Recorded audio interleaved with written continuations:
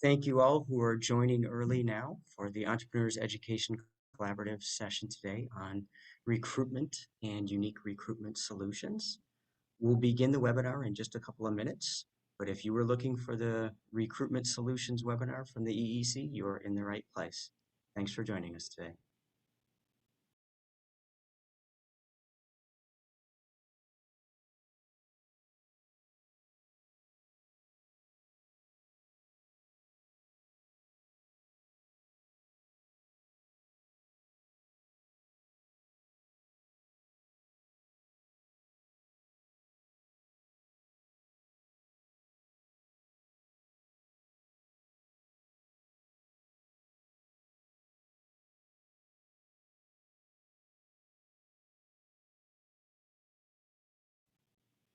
Again, we'd like to thank all of you for joining us today as you're coming into the session, either through Facebook Live or through the Zoom session.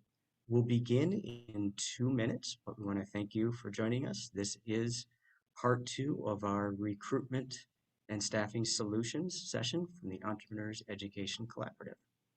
We'll start in just a couple minutes. Thanks for joining us.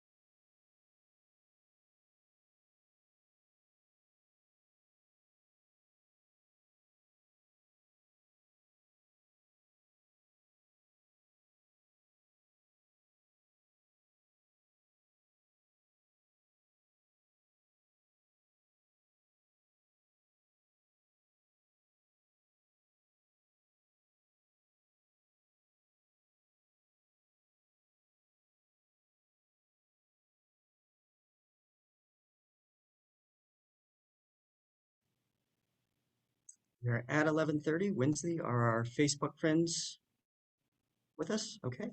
Well, then let's get started. Welcome, everybody. Thank you for joining us. This is the Entrepreneur Education Collaborative's virtual session, an expert panel of unique recruitment solutions. Today is Wednesday, February 16th, 2022. We all know in this day and age that nothing is more important in business today than finding and keeping team members. We've never seen a more competitive human resources environment in our lives. Today's panelists are right in the thick of solutions to this challenge, working every day nationally and locally to resolve recruitment challenges for businesses like ours. They'll be sharing today about staffing services, virtual team members, and supplemental benefits as recruitment and retention tools. Maybe you've considered these kinds of solutions before, maybe not, but now is certainly the time to consider and reconsider every recruitment option you have at your disposal. So we're very happy to have these presenters with us today. My name is Blake Martin. I'm a local entrepreneur, like many of you, and a founding member of the Entrepreneurs Education Collaborative, or EEC. The EEC, who hosts these sessions, is a collaborative effort of the following community resource providers: the Better Business Bureau, Catholic Charities, Greater Omaha Chamber, the Greater Omaha Chamber's Reach Initiative, Nebraska Enterprise Fund, Nebraska Business Development Center, OPPD, SCORE Mentors of Greater Omaha, SourceLink Nebraska, the Business Ethics Alliance, and the U.S. Small Business Administration. Yes, we'll be giving out bonus points for anybody who memorizes even half of those. Your takeaway is simply that we are your one-stop solution for all things small business support around here. A couple of housekeeping items before we get going. Turn your phones to Tase mode so as not to be distracted. And you may want to close other browser tabs if you experience any bandwidth issues today. Please be aware that all participants are going to be muted throughout this session. We will be checking questions real time through both the Zoom chat function and through the messaging on Facebook Live. So please submit any questions or comments you have during and after the presentations. We'll have 3 presenters going in order today and then open up the second half of the session for open Q&A. We'll try to answer all of the questions that you submit through the chat and through the comments today. If you still have unanswered questions or are not able to get to it, just reach out to any of the EEC organizations that I listed off, and we will find the answer to your question for you. Today's session, as always, will be recorded and posted in at least 3 different places. Immediately on the Facebook livecast, that's facebook.com/groups/GOC.reach. Downloadable and shareable version, we always try to get posted within 24 hours on our Facebook page, and that's Entrepreneurs Education Collaborative on Facebook. And there's a videos tab with an archive of all of our webinars over the last couple of years. And on SourceLink Nebraska's portal, that's sourcelinknebraska.com. So 3 different places to get this information. And the slides that are presented today will be part of that recording. Our goal is to have the shareable versions posted within 24 hours, as I said. We'll be continuing monthly sessions, virtual sessions in English and in Espanol. The next English session is the 3rd Wednesday of March, the 16th at 11:30 a.m. It's on overcoming supply chain challenges, another area that impacts all of our businesses. Y en español, en el segundo jueves de cada mes, en el 10 de marzo, a las 6 de la tarde, 6 o'clock. La próxima sesión es SourceLink, Recursos para Empresas. We hope that we'll go to blended sessions for in-person and virtual within the next couple of months. Pay attention to your email and pay attention to our Facebook page for announcements on when we're able to go back to in-person. Now let's get to the good stuff for today's session. We have 3 presenters today, and our first expert panelist is Bernie Embody. Bernie was born and raised in Wahoo, Nebraska. He's a hometown guy. Graduated from the University of Nebraska-Lincoln. His first job, interestingly, was a tour attendant for the famous San Diego chicken mascot. Sure, we'll learn more about that. He opened his first local express employment location with his wife, Pam, in February 2014. Happy anniversary, by the way, Bernie. At the time that they opened, they had no clients, no candidates, and no staff. So they've been there and done that, just like a lot of us. Today, Bernie's Express business has 3 Omaha franchise locations and employs 15 staff members themselves. In 2021 alone, Express staffed 260 local businesses with temporary, temp to hire, and direct hire associates. So needless to say, they really get what the environment is like out there. Bernie, with no further ado, I'm going to turn it over to you. Thank you so much for being here with us today. Yeah, Blake, thank you for having me.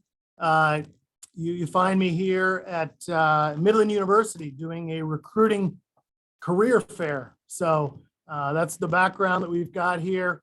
But I'm going to share my screen. Hopefully you all can see that. Blake, give me a thumbs up if you're seeing my shared screen here. Okay, perfect. And thank you so much for asking me to be part of this, Blake. And I can't echo the sentiments more that I was where you're at. We've all been there. It is tough, but I can tell you it's been the best thing I've ever done, the most rewarding challenge that I've taken over. A little bit about Express Employment. We're a full service staffing company. So we partner with local businesses in Omaha to fill any and all positions. Express is international. We actually have over 700 locations throughout 5 countries, the majority here in the US. But our goal across all offices is to put 1 million people to work. Last year, we put over 600,000 people to work through our 700 locations. And as a franchisee in Omaha, we had significant amounts of achievement last year and in a challenging year. But then again, in the recruiting world, every year is challenging. So it's just a little bit different from year to year. I spoke about the full service nature of our business. We staff any business, but we really specialize in a couple specific areas. And one is more the industrial trades, and the other is in office support and office services. But you can see here in our literature, in our handouts and things, that this is who we're targeting. We're not just assisting businesses who are needing people. We're also helping the community find good people. So It's really been a rewarding aspect of the business in both regards, because we get to help small business, large business, and job seekers throughout the community. Moving on here to the next slide here. I don't know why I'm not advancing for some reason.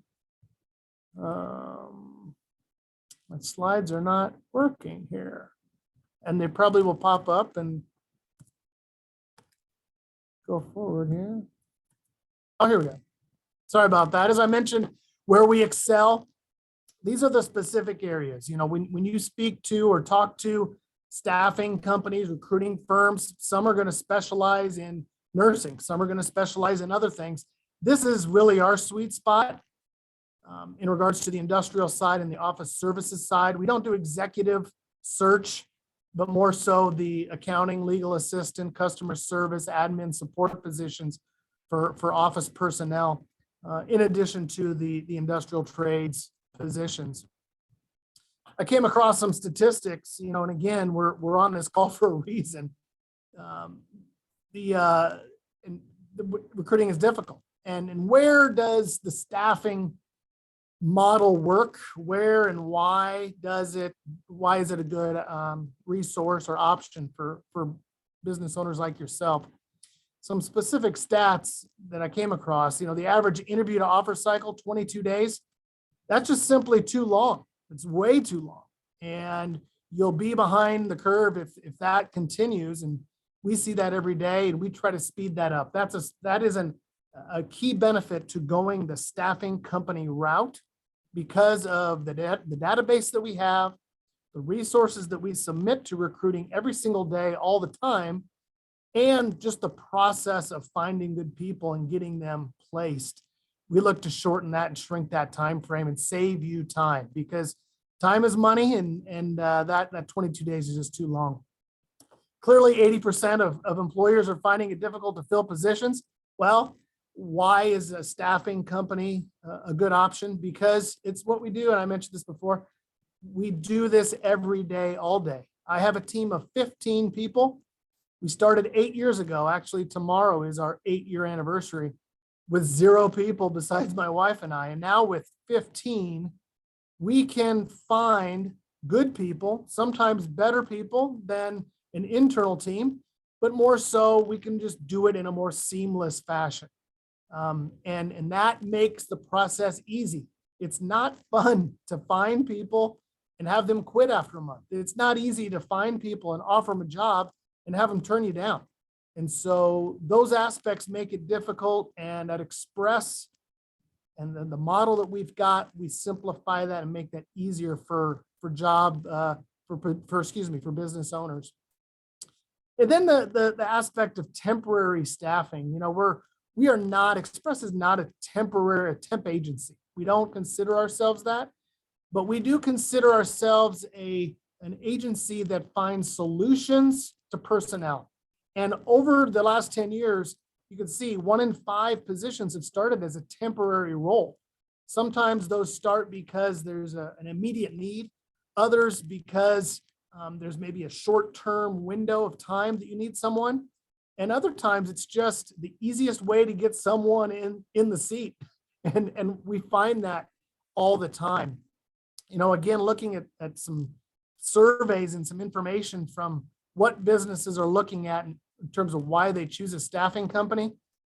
You know, absent employees means loss of revenue oftentimes. And so a temp vacancy can really be problematic, and a temporary placement is a common reason businesses choose us. Others are because there's a peak season or busy time that you need help. Others are short-term projects that you're needing help with. And then you can see another 60% just need help finding good people. I can't tell you, initially when we were in business and we were building our database, which now sits at over 50,000 people, we had a hard time saying we could find better people. The reality was we could do it more quickly and save time, and time is money. However, over time, we do find that we find better people just because, again, we do it every day, all day, and a team of 15 people are doing it for you, for the business owner. So, you know, if you were to look at a staffing company, or if you were to look at Express to go this route to help you build your team, it's a quick and easy process.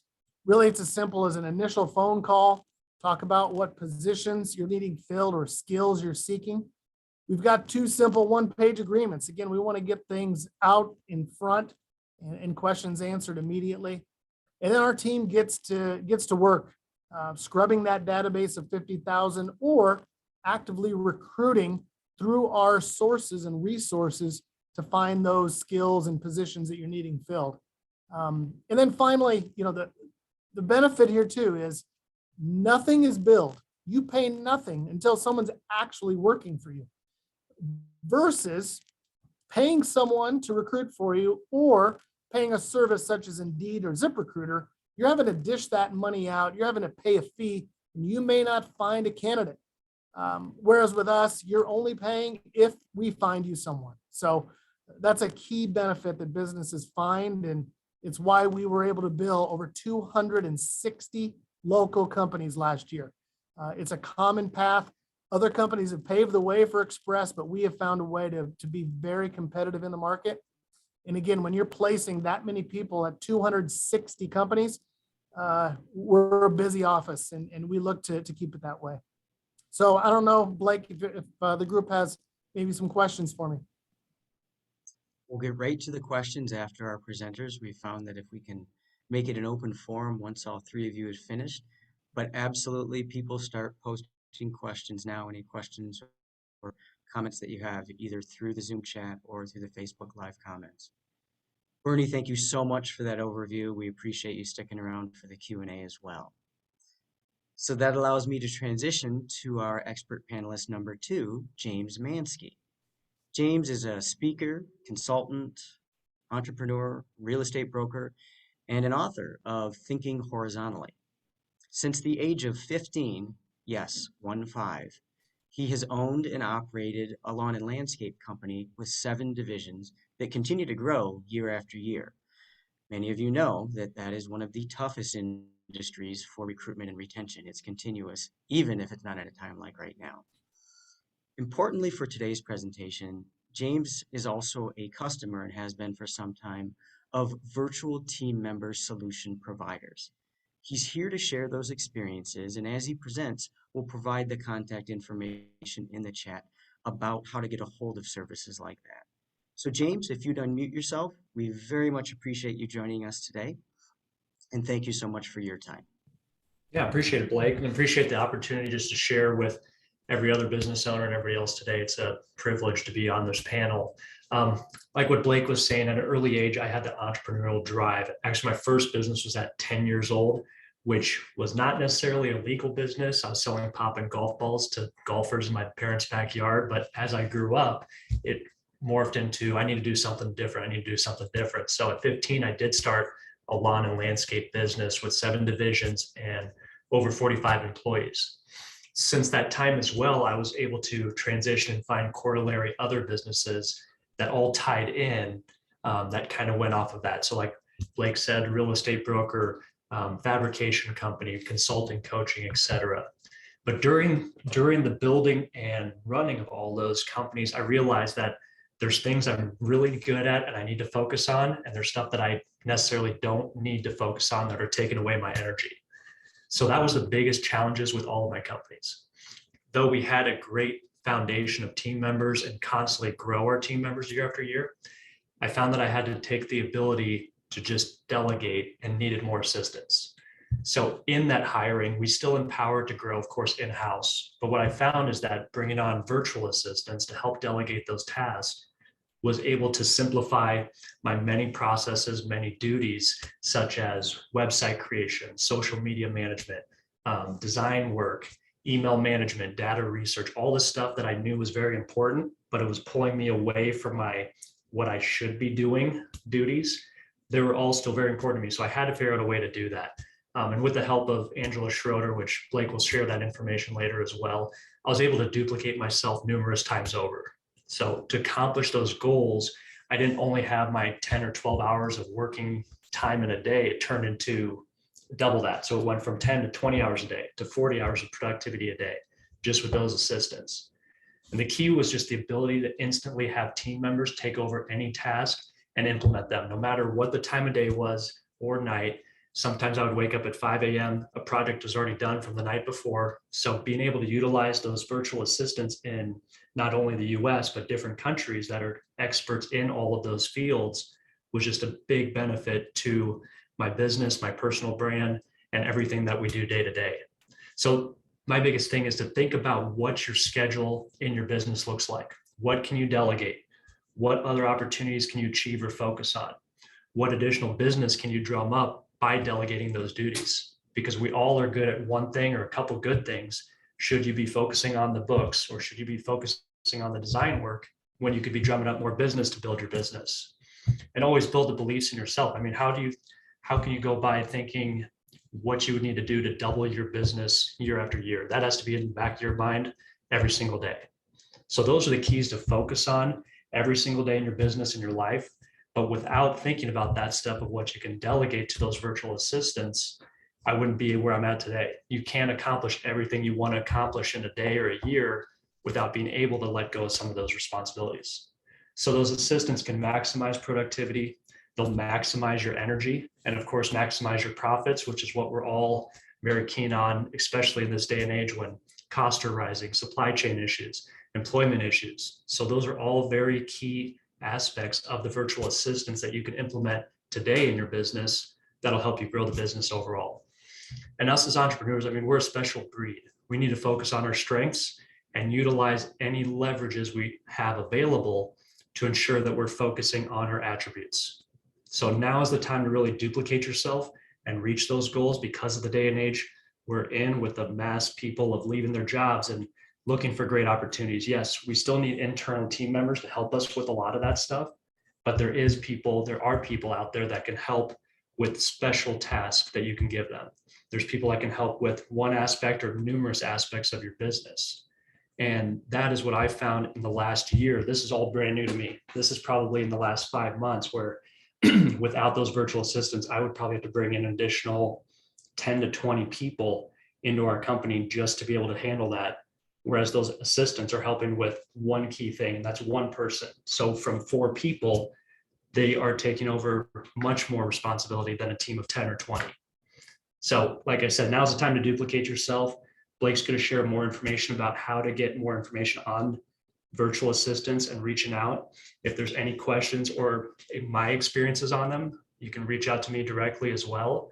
I'd be happy to help, but that's something that without knowing what you don't know, you're always going to be thinking of the same way to run your business. So it's time to step outside of the box. You don't know what you don't know what you don't know, right?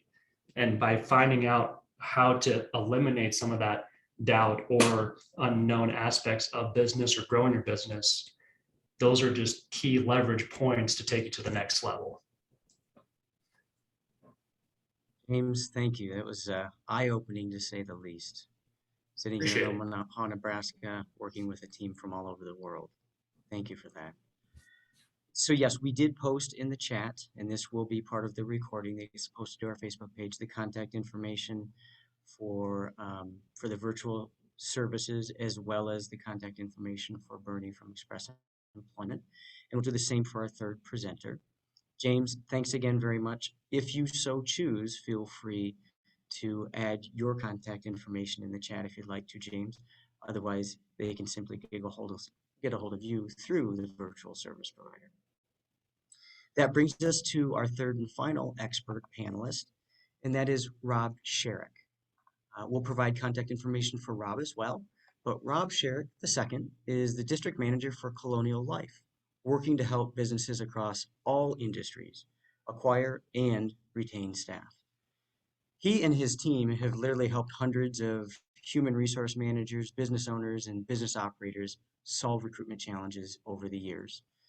Colonial Life, I'm sure you've heard the name before, has been in business for nearly 80 years.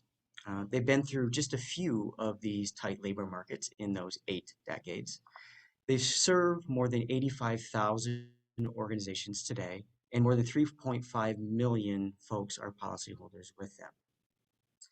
Prior to his role as a district manager for Colonial Life, Dr. Sharrick owned a chiropractic practice wherein he personally experienced the need for strong team recruitment and retention strategies. His company knows the national trends, and he lives and works in our local market, so he understands the local trends. He's got degrees from UNO and Palmer College of Chiropractic.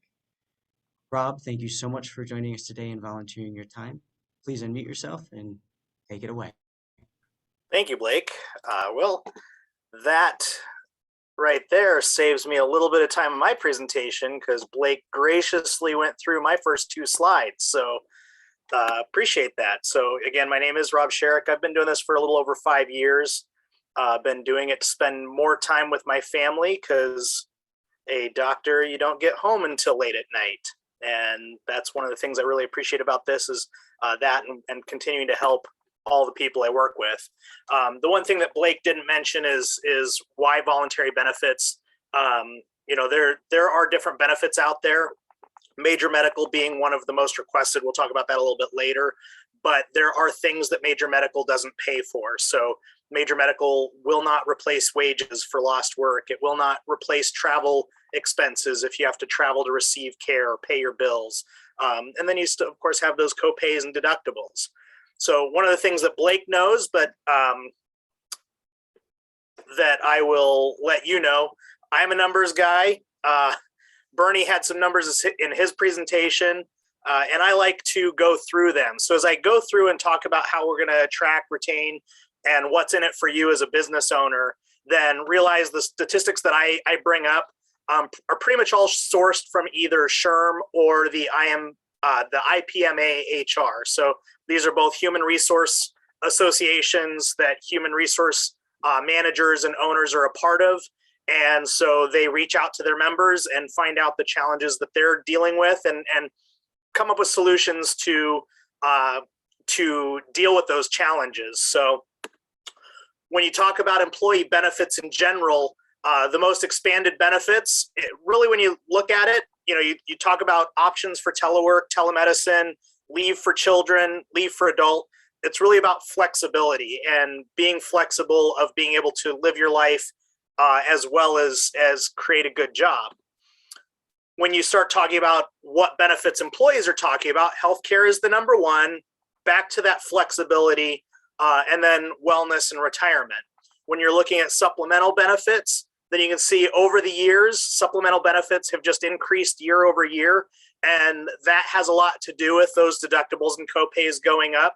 But it also has to do with people want to customize their benefits plan. They no longer want just one health plan that they have offered. They want different options and different ways that they can cover the gaps or cover events that they might deal with in their life. So one of the responses that I get a lot is, why don't I just pay my employees more money? And of course, an employee would like a raise, but when you reach out to employees, then 4 or 5 of them would prefer benefits and perks to pay raises. And the older you get, they prefer pay, but even then, you're still only talking 66% would prefer perks. But the younger employees want perks over benefits. The other thing that people don't necessarily realize is if you're putting together a package with $25, $50, or let's just look at $100 a month, then that's a 59-cent raise. And what I find when you look through job postings and you see someone's making 12 versus 12.29 or 12 versus 12.59, I don't think that's a make or break it, especially when we talk about the next slide I'm going to go into. But when you talk to employees, 92% feel that benefits are important part of their job satisfaction. And the big thing that for retention is that 1/3 of them say benefits are the reason that they're going to look for a new job in the next 12 months. So benefits are something that employees are looking for. And if you're looking to get employees, the first thing you're going to see is a job posting for most employees. And this is pulled straight from, I was searching Monster when I was putting through this presentation. I looked through about 20 ads, and you can see when you're looking through those ads and you see company A offering, 25, I put the annual salary in there just for reference to the one next to it, but the pay is comparable, but the second company has a lot of benefits. When you do that with a voluntary plan, you can still have a long list of benefits. And the nice thing is unlike the medical and dental, or excuse me, the medical insurance and like the 401k, things like that, where there is some company contribution with voluntary benefits, it can be completely on the employees, but it makes you look better in the marketplace as far as being able to attract and retain those employees. You can also pay for those benefits and pay $50 a month, and it's going to just go even further with a very little cost to the business. So do benefits really retain employees is a question. And one of the things you have to realize is that having those benefits out there isn't going to just retain the employees magically. You have to let them know about the benefits. You have to promote your benefits. And only 1/3 of employees really understand their benefits. But employees who understand their benefits very well, I think that middle number right there is huge.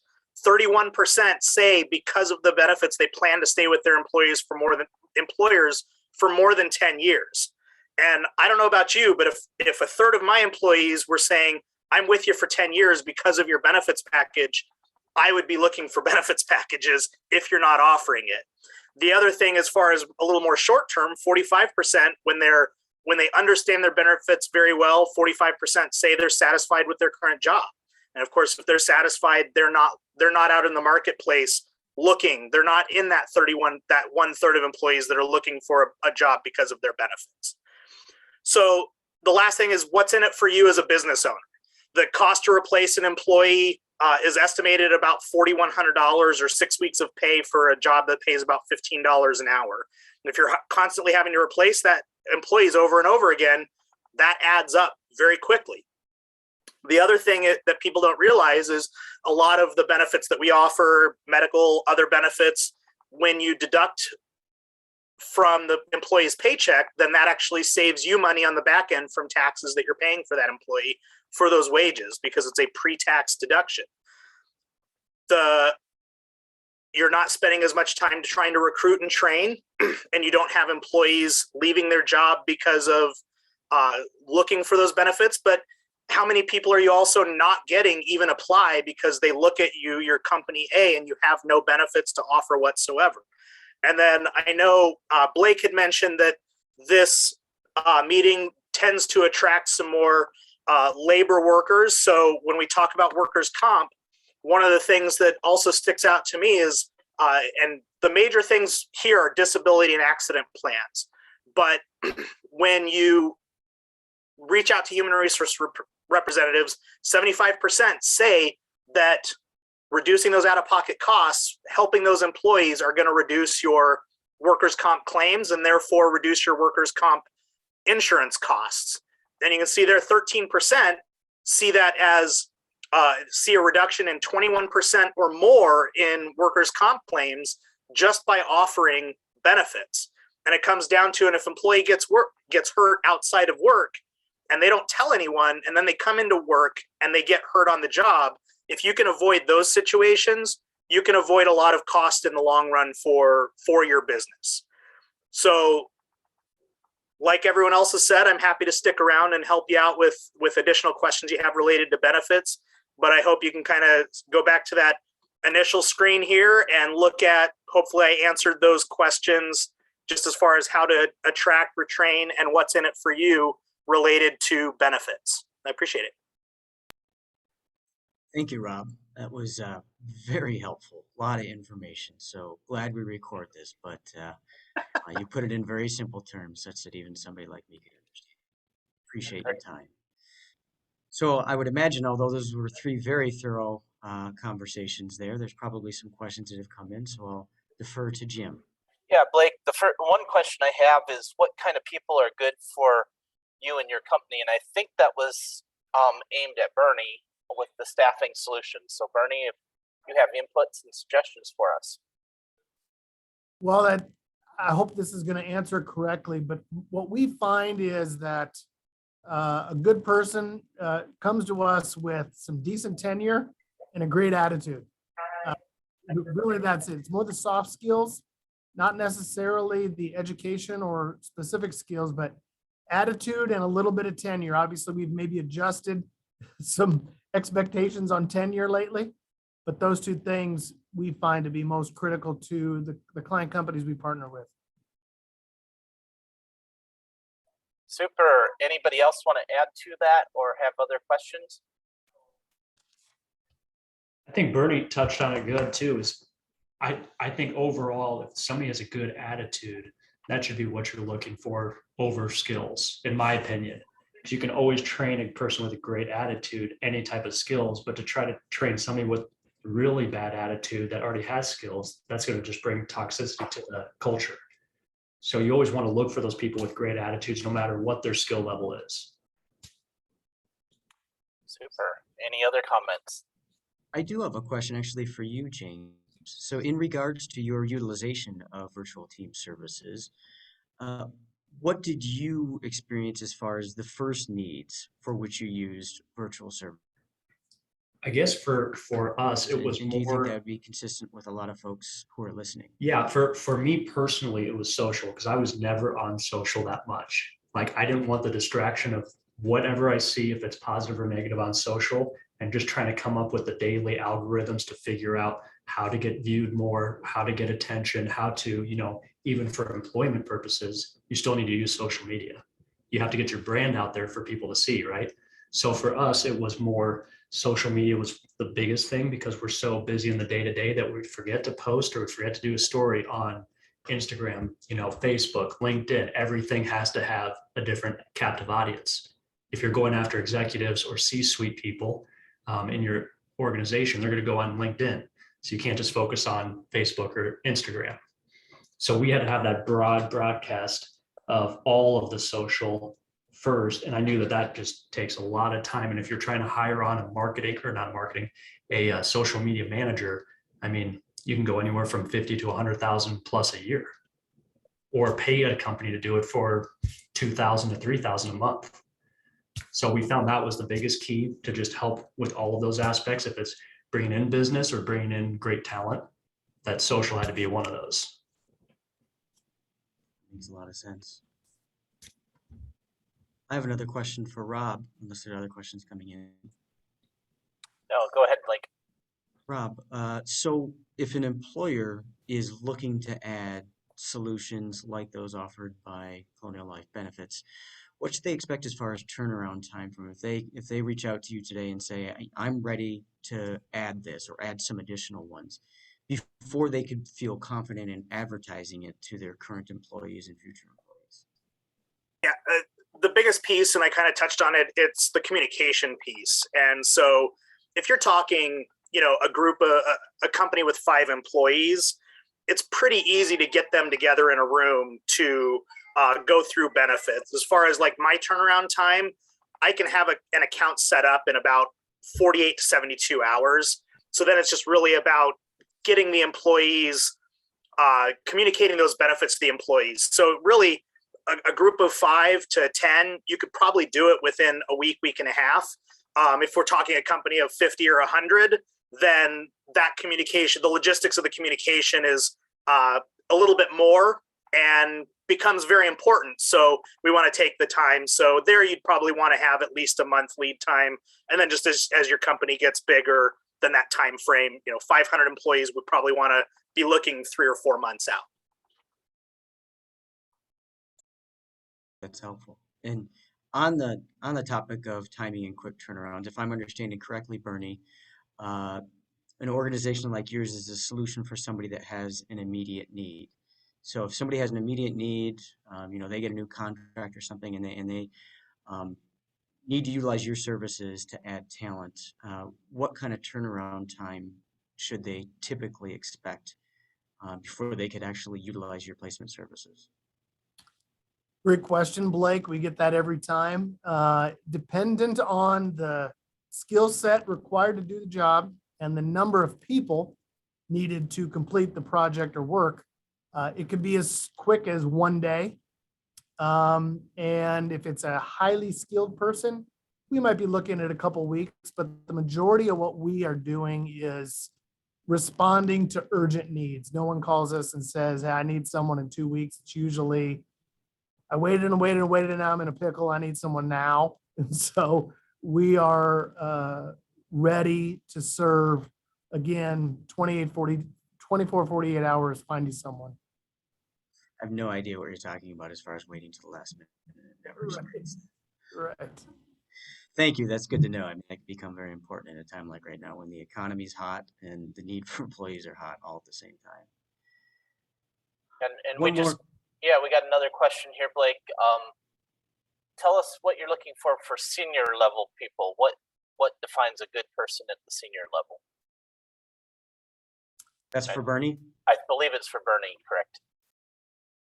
So again, the senior level people, I highlighted from an executive search standpoint that it's not really our lane. From a supervisory level in maybe a manufacturing facility, it's going to be improvement of processes. It's going to be leadership skills. A lot of folks within those environments, they are being promoted because they were really good at running a machine for 20 years. That doesn't necessarily make them a good supervisor. So working with people is critical. But I don't know if I'm understanding the question exactly right and whether or not we recruit that senior executive person. Yeah, I think you gave some key points, and if there's more to that, I'll watch the Q&A. Rob or James, I don't know if you have any others ideas for senior level that you want to follow up with. Yeah, I think personally that you reach certain break points in your business, right? So if you're an under 1 million or under 5 or even 10 million, you probably, in my mind, you probably don't need to have that C-suite of CFO, COO, CMO. Like there's levels where you should be looking for them, but that's after you have the divisions, the teams, the processes all put in place, because you don't want to be a company of 7 or 10 and have to find a CEO or CFO. And there's certain spots that you should be looking at that as you grow. But for me, I think it's easier to empower from within. The senior level, once you give that, it's tough to take that back, right? So you can still have, office manager, general manager, regional manager, like they could still have a team of people underneath of them that they're managing and operating with. But that C-suite is kind of, I think it's got to be like the 25 million plus. Then you have a big enough organization where you have to have that. You can look for those people in the organization. Personal preference, personal thoughts. Great. And if, Rob, you can chime in. Otherwise, I do have a question. What are some ways to motivate employees aside from the voluntary benefits? Yeah, I mean, from two things. I mean, if you're looking at, like James said, C-suite, you better have a robust benefits package, but you're probably not just limited to voluntary benefits. You're offering medical and other ancillary type benefits, gym memberships, whatever it is, over and above kind of a basic package. But as far as motivating employees, I mean, everything that you see is really about the communication and understanding and creating that culture of a work environment that they want to come to. So you can see in those stats that flexible work environment is what a lot of employees are looking for, the ability, and that's what led to my career changes. Right now I coach on 2 of my kids. I have 5 kids. I coach 2 of them, assist coach basketball, and being able to be there for them was an important part of my transition because I couldn't get home at 4:00 in the afternoon in my other career. So it's just really motivating them is understanding what they're looking for, what benefits they want, and then looking at your business and what you can do, because there are certain businesses that can be really flexible. And quite honestly, there are certain businesses where you can't be flexible because you have a retail store. You can't just close shop at 6 p.m. because someone needs to go somewhere. So you have to figure out how to work around that. Sure. Thanks. Any other thoughts on non-voluntary benefits? Yeah, something that we've been implementing a lot lately is progression charts. So what's your big goal, right? Here's the big company goal over here. what do you need to have in place to get there? So if you have somebody just starting out, let's say they're $15 or $20 an hour, here's what you need to do to reach the next level. And here's everything that encompasses that next level.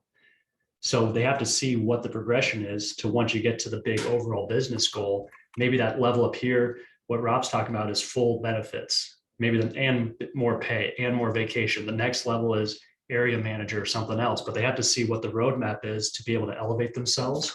Otherwise, they're going to constantly just have blinders on and say, I might get 50 cents a year raise for the next 5 years. That's not enticing. So motivating them to progress further in the company as you grow and to help the company grow, that's been something that's been working really well for us, because as you grow, you're going to need more management. You're going to need those key people to step up and help out with the growth potential. So just envisioning or putting that belief and vision in their mindset of where you're going and how they can be along for the ride. Great point. Thanks, James. And then another question just came through, and that Bernie, again, you're on the hot seat a lot today. What kind of access do you have to bilingual talent? Yeah, we interview bilingual candidates almost daily, from a variety of different roles, whether it be customer service. We work with a couple law firms that are specialized in immigration law, but we also are in general labor, assembly, production. So there's a variety of positions. We find that I prefer to be challenged with, do you do this? And I'll be upfront and honest, because we don't do everything. But bilingual, skilled folks is definitely an area that we've excelled in. And I assume, Bernie, if somebody knows bilingual folks, those folks could easily contact you and get in your pool of talent. Is that correct? So our number one recruiting tool is referrals. And whether, no matter where you came from, what you do, you know other people. And when we treat people right, we find people a job, we find them a good job and a good company, they're going to tell others about it. So referrals and gaining those resources, those people is something, again, it's just something we're doing all the time that saves time for others that we partner with. Thanks, Bernie. All right, Blake, I don't have any other questions directly right now. If Winsley might from Facebook. There was the question, where is it now? What are the most sought after benefits that provide the employer the greatest return on investment in terms of employee retention? If I could chime in on that one, and I know Rob and James have both shared a couple great points, but I'd like to reinvest in what Rob shared about educating your staff about the benefits you do provide. What I have found historically is it may not be having a long list of benefits or having benefits that are very beneficial. It may just be helping your team understand what they are. If you're anything like me, you have employees that are 22, 23, 24 years old. They don't know anything, let alone about benefits. And so if you can educate and help them and really be a father figure, a mother figure with them, it just builds that culture that you're looking for, and it keeps folks motivated, and obviously helps with retention as well. Yeah, I mean, from a statistical point, major medical is probably the number one thing that employees are looking for. It just kind of comes down to, I didn't highlight it, but on my slide, it talked about $633 a month. That was a quote that I was helping a group that was their major medical quote. That was the employer contribution to their major medical. So the employee's paying $633, the company's paying $633. Not all companies can afford that, so you have to look elsewhere. But major medical and flexibility of schedule in all the surveys that I'm looking at are the number one and number two. Dental is probably number three. And then you start getting into other voluntary benefits like disability, whether it's short-term, long-term, life insurance. But to Bernie's point, I mean, we have a life insurance for groups that are 10 or larger that comes with an employee assistance program where they can call for counseling and things like that. And if that's something that you're not telling your employees, then it's a service that you have that you're paying for, and employees won't utilize it if you're not talking about it. And in my healthcare fields, especially right now, that's a huge value to the employees of just being able to get on the phone and talk to someone, whether they're a certified counselor or not, that they can just talk through their day and talk about what happened and the stresses that they're dealing with. It also can take some things off their table, planning wise and things like that. And it's those little things that, like Bernie said, if you're not communicating that to the employees, they're getting no value out of any benefit that you offer. I was just going to piggyback on both of Rob and Bernie's, because those are exactly what most people are looking for, right? But just be open and have the conversation first. What do they seek? Like, what's their goals? Because some of them have spouses with really good health insurance and they don't want that, but they might not have a 401k or a simple IRA. So just having those open conversations, what's most important to you right now? At this point in your life, at 21, 20, 45, whatever it is, what's the most important thing for you and your family? And maybe it's not any benefits, but they would rather just take that money for a raise. But you never know until you ask the questions. Perfect, James. And we had somebody, I think it was more of a comment, maybe there is a combination. I think it fits exactly what you said with basic insurance plus some optional opportunities for the employee to choose some things, or maybe they pay part of it, but there's some options too.